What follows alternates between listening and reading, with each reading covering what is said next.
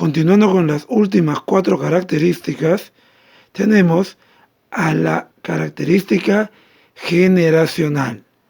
Esta característica hacía referencia a que las historias eran transmitidas de generación en generación, de padres a hijos, abuelos a nietos, o el ancestro más experimentado hacia las nuevas generaciones. La idea de que los padres cuenten las historias a sus hijos tenía sustento en que ellos habían sido protagonistas muchas veces de las historias relatadas.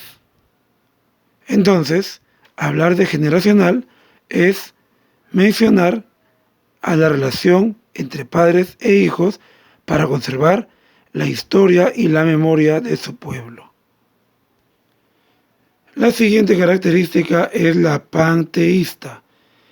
Panteísmo significa que toda la naturaleza estaba viva.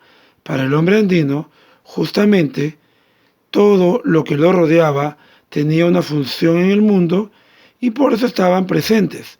Las rocas, los árboles, los ríos tenían una razón, tenían un papel en ese gran constructo, en ese gran mundo del que ellos eran parte.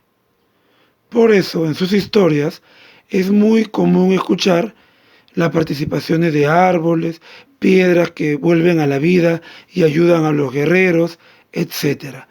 Siempre que hablemos de panteísmo, estamos haciendo referencia a que la naturaleza está viva. La siguiente característica es la totémica.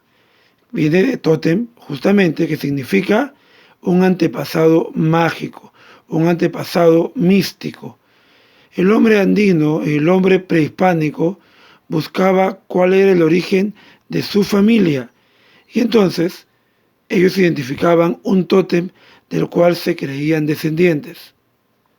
Así, algunos se creían descender de las piedras, de los animales, ¿no?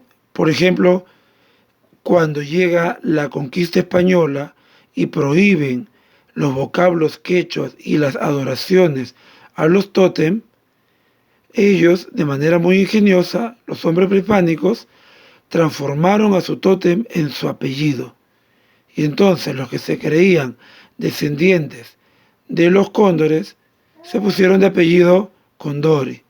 Los que creían descenderse de Roca se pusieron justamente el apellido Roca, y es un apellido muy común en nuestro país. Incluso quien les habla, el profesor Suyo, también tiene su tótem. Suyo significa tierra, territorio.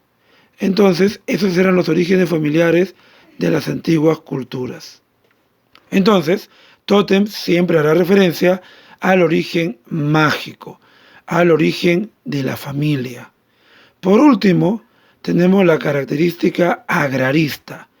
El hombre prehispánico sabía que su principal sustento, su principal actividad que mantenía a todo el imperio en dinamismo era la agricultura. La relación con la tierra era de tal manera que recordemos que en quechua ellos le habían puesto un nombre, la mamapacha. Sabían que de la tierra se originaba la vida y al morir se volvía a ella. Entonces, tanto campesinos como reyes o príncipes debían saber y conocer los secretos de la agricultura. Entonces, cuando hablamos de la característica agrarista, estamos mencionando el contacto con la tierra. Entonces, recapitulando, tenemos como características la oralidad, el relato y la historia estaban vivas, anónima, la historia no era de un solo dueño, era de toda la comunidad, por eso no se firmaba, cosmogónica, se reflejaba la visión del mundo del hombre prehispánico, cómo entendía las cosas, ritual, porque la literatura revivía el pasado glorioso a través de sus leyendas y mitos, generacional, porque se transmitía de padres a hijos, de generación anterior a la generación presente, panteísta, porque se creía que la naturaleza y todo lo que lo rodeaba estaba viva, totémica, la literatura era partícipe del origen mágico y místico del cual se creía descendiente de todas las familias, y agrarista porque el hombre siempre estaba en contacto con la tierra. Entonces, estas fueron las características de la literatura prehispánica, nuestro tema de hoy. Hay que recordar que en realidad hay muchas más. Por ejemplo, el hombre andino también buscaba siempre permanecer en el tiempo, pero sobre todo sus historias eran pedagógicas. No estaban hechas para entretener, sino para educar a su sociedad, a su cultura. Bueno, hemos terminado el tema de hoy. Recordemos nada más que cuando estudiamos la literatura prehispánica tenemos que estudiar a las culturas anteriores a los españoles. Lamentablemente, como ellas eran orales, muchas de sus historias se perdieron en el tiempo para siempre. Y lo poco que tenemos se dio cuando los españoles llegan a nuestro país, llegan a nuestras tierras y registran algunas historias o algunas cosas que ven.